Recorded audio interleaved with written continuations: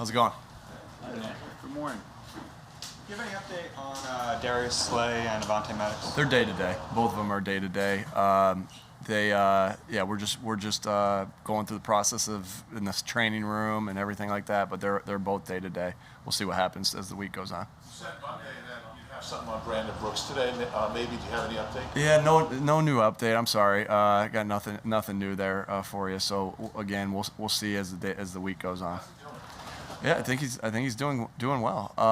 Again, he's in there in the training room. He's still in meetings, and just like seeing him every day in those meetings because he gives good perspective to what's going on. Sweat and Landon also seem like they got banged up on Sunday. Yeah, Josh is in the concussion protocol right now, and then Landon's good, and we'll be all right. Nick, we saw Tyree Jackson get his feet wet a little bit last week, I think 14 snaps or so. What kind of role do you envision for him over these next 8 games? Yeah, we did some things out of 13 personnel that game, and so that gave us an opportunity to play all 3 of the tight ends with Jack and Dallas and Tyree.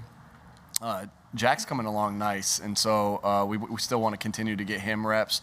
But with Tyree, again, that's kind of something that we have that a lot of teams don't know what Tyree is or what he can do, and so we'll keep that close to our vest.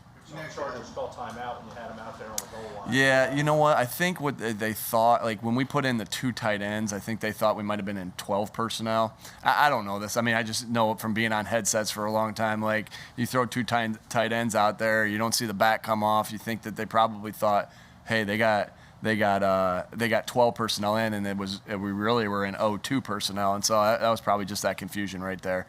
You guys promoted Jordan Howard to the 53.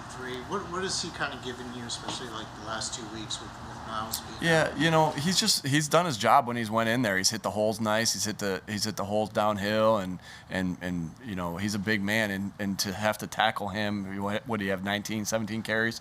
To have to tackle him 17 times in a game, that will wear a defense down. And so he's just given us that a good spark there in the run game, and the way he runs hard, and he's just being himself. And so he's running hard, seeing the hole, hitting the hole, and being hard to tackle because he's a big man. Nick, as an offensive coach, what is Vic Fangio? He's been doing it for so long. What couple things does he do that makes things so difficult for offense? I've probably been on teams that have played him a handful of times, and so you always go back and look at all those tapes and your notes and everything like that. He's always gonna. I always think with him, you see where they are ranked in run defense. They're always gonna try to stop the run first, and he does a good job of that, of taking away the run game, or trying to take away the run game, and trying to do the things he needs to do to do that. There's a lot of different ways to do that. So, and you always see his guys play hard, so that the team probably really follows him. He's good. Again, I haven't been around him, but probably a good leader. They play hard. They're technically sound. Again, anytime I kind of think about what do I want another coach to think about my team, I always want them to think we're fundamentally sound, and because I just think that's the biggest compliment you can give somebody. So I always see his teams being fundamentally sound, stopping the run, and playing hard. And Nick, you've spoken about how the offense has changed, evolved here. What prompted that, and why wasn't the offense something where, in some other situations you said we're going to double down on what we do? Why was the offense not that case, and you did make that change? Well, that's a process. I don't think, again, you never say I'm going to double down on scheme, because scheme changes based off of who your players are over and over and over, and so it's not something that typically, Zach, happens right overnight, right? There's an evolution to it, and there's a there's a process to get to it, and so sometimes the answer comes fast, sometimes it doesn't, and that's just been my, you want it to come as fast as you possibly can, and that's just not a reality sometimes, and so and again, I think what I've said in the past is like, schedules can change, schemes can change, and et cetera. Some of those things can change, but here are the things we're doubling down on. And so that to me is never scheme, because scheme is just always, about who your players are, what they can do, figuring out who you are as you go. And so that's something that can change, and that I don't want to say you don't double down on it. You double down on figuring out what your players can do well. Nick, you said that Jalen made some plays that you didn't think other quarterbacks could make in that game. Which plays were you thinking about, and what skill set does he have? Do you think that others Yeah, don't? you know, again, the some of the things he did when he escaped the pocket on some of those third downs, there was, you know, particularly you think about the one. You think about the one play where he did the flip over top of Tranquil and made a really nice play there.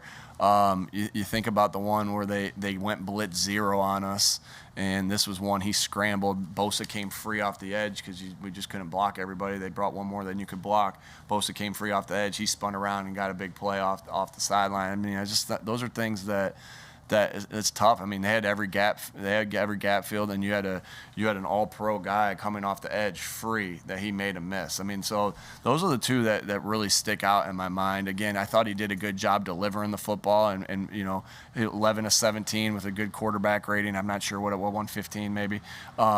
And so, you know, he did a good job of playing quarterback and doing things, but, you know, and so he made some strikes when he needed to. He had a good throw to Avonte on the sideline, you know, where Avonte slipped the tackle and went out, that he threw it on really good rhythm.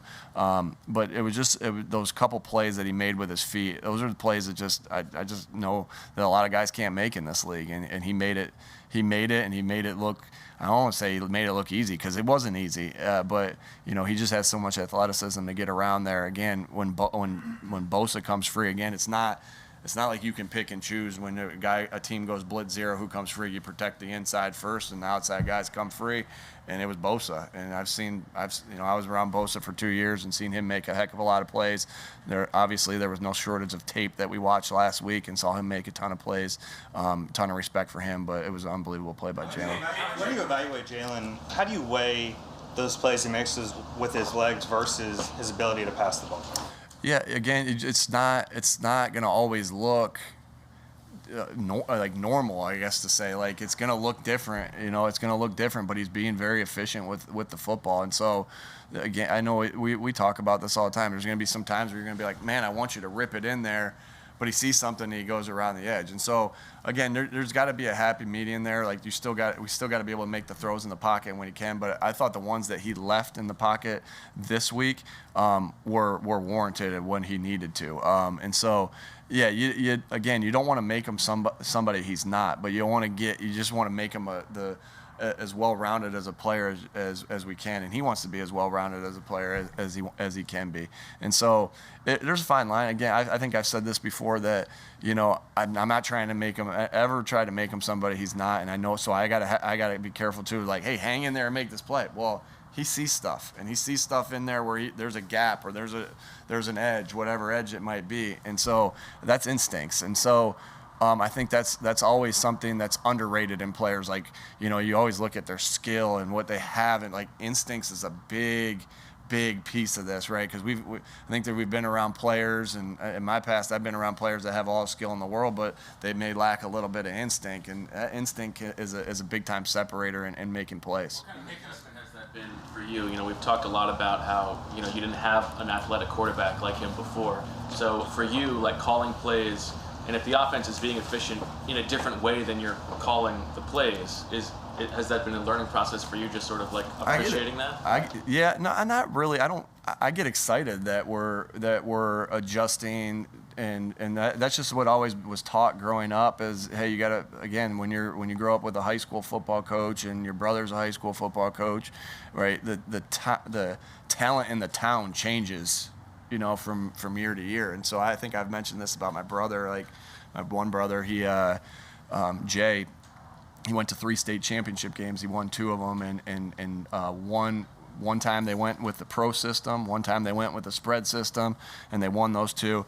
And then the third time they went in the wing T, right? And so I don't know, I just was kind of raised in that. I think I've told him a story about my college coach before, where I left Mount Union. I came back to interview for the offensive coordinator job at Mount Union when Matt Campbell left, who was the head coach at Iowa State, and I started talking about what scheme I might run, and my head coach slammed down his hand and said, "No, you don't even. It's all about the players. It's all about the players. It's all about players." So I've kind of been taught this my whole life, but you know, you feel like you're doing again, it's not anything you pat yourself on the back on. It's just what I've was taught in the coaching world, is that it's always about the players. It's always about them and finding what they can do and what they can be successful at. It's like you call a play, Jalen gets it out on time, it's a 15-yard completion. 15 yards versus he scrambled for 15 yards. That's not 15 the yards same is 15 yards is 15 yards. I'm excited either way, and I'm doing it first down. So no, I have no reaction there, and just as long as we're being efficient on offense and doing what our players can do and getting them better fundamentally, protecting the football, creating explosive plays, that's what we look to be. What's been Brian's influence, Johnson's influence in terms of Jalen, and how we've seen the offense kind of cater more to his skill set? Yeah, Brian. I don't know if you guys have noticed, but Brian's been on the field the last 2 weeks to be able to talk to Jalen on the sideline, so Shane and I can talk through the next series and this and that. So I think he's been a great influence on Jalen on the sideline. And then, yeah, I mean, Brian just brings a wealth of knowledge in a lot of different areas, blitz protection, quarterback play, different styles of quarterbacks. So yeah, Brian's a major key, and I just think we have a really good offensive staff. I can't say enough about our offensive staff and who we have in that room. There's just a lot of guys that have called plays, and Brian's just another contributor. He contributes a lot to a lot of different aspects. Why did you decide to move downstairs? Again, so Shane and I could really in between a set, I have to be there with the defense and looking at the defense and anything that's going on right there. And Shane and I are talking in communication. And so, for the first couple weeks, Shane was, again, we adjust things to make it work the best process. Shane would spending time with Jalen on the sideline, looking at the pictures, and we weren't able to get to some talks every time, like if it was a quicker 3 and out or whatever it was. And so now Brian can look at the pictures with him. Brian can talk to him about things they talked about all week. And, Shane and I are in every quarterback meeting too. So, so we're all but Brian can have that main communication with him. We can say things to Jalen when we need to, and Shane and I can really talk about the next set. And so that's the why behind it, and that's what we've been doing these last 2 weeks. Getting back to Bo's question, 15 yards is 15 yards after the play. But when you're game planning, when you're getting ready for the game, can you count on off-schedule stuff? How does that, can you bake that in? Yeah, no, you can't. There's some things you do in the run game. There's some different things that you do with some of the things where we may look like it was off-schedule, but it might not be. But no, you can't plan for that. That's just, again, that's instinct. That's somebody, maybe, again, you don't plan on like, hey, we're going to leave Bosa unblocked, right?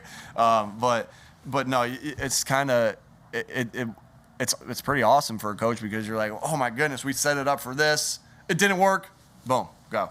And so that's a nice avenue to have. Some quarterbacks do that different way. There's other quarterbacks that do it different ways. So some quarterbacks do it like, hey, did they give me what I wanted here? No, check it down. And we want to continue to build that into Jalen's game. Did they give me what I want? No, check down. It just so happens with Jalen. Did they give me what I want? No, boom, I'm running. So again, that looks different in different ways, and sometimes that check down gets 10 yards, but I don't know. Sometimes it's when he gets that 15, 20 yards. I think I saw something that someone shared something with me that we're number 2 in explosive runs in the NFL, and I think we're at number 8 in explosive passes based off of something that someone told me. And some of those explosive runs come from Jalen just making exciting plays, but they still count, right? They still count. Jalen mentioned a couple times over the past week that the communication between coaches and players has improved of late. Do you feel like there's been a breakthrough there? Again, I just think you get more and more comfortable with each other, and you talk more. Jalen and I will talk.